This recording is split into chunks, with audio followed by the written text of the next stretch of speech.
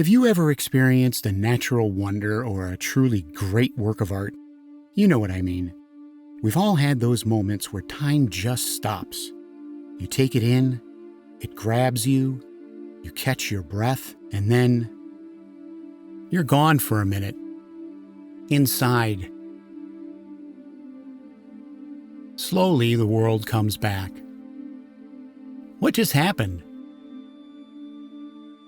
For a brief moment, you stood at a window, a very special kind of window, one that looks both outward and inward. And what you see there helps you to make connections, to understand both yourself and the world. It enlarges you. If you're an artist, you create these windows. It's your job. It's why you're here. How do you do that? Simply by making your art.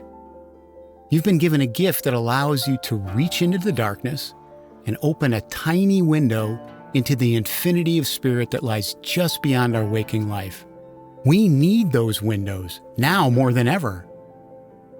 We look for them when we're stuck, when we're in pain, when we're experiencing joy, when we're celebrating. We look for them because they give expression to things that we have no words for. We reach for art in all of its forms. Why? Because it reminds us that there are bigger things than what we can see with our waking eyes. Things we can experience but never explain. Things we can feel but never fully understand. Things that are within our reach right now, if we have the courage to receive them. We reach for art in all of its forms because it gives us hope. And we could use an extra dose or two of that right now, couldn't we? We live in a world filled with progress. Many lives, many things, and many ideas have been sacrificed at the feet of this progress. And we made these sacrifices because progress made a promise to us. It promised to endlessly make our lives better. But we never really got there, did we? What this world of progress has given us is an endless parade of distractions to direct our attention away from the one thing we really need and the one thing that progress can never deliver: meaning, individual meaning and collective meaning. Instead, what we've been offered is a series of cheap substitutes. More, sexier, newer, cheaper, faster. Now don't get me wrong, I'm not saying I want to go back to living in a cave. I like my microwave as much as the next guy. But there has to be a better way. There has to be something more, something better than work, eat, sleep, repeat. Now, I'm not smart enough to figure out what that is, and I'm certainly not smart enough to figure out how to do it on a worldwide scale.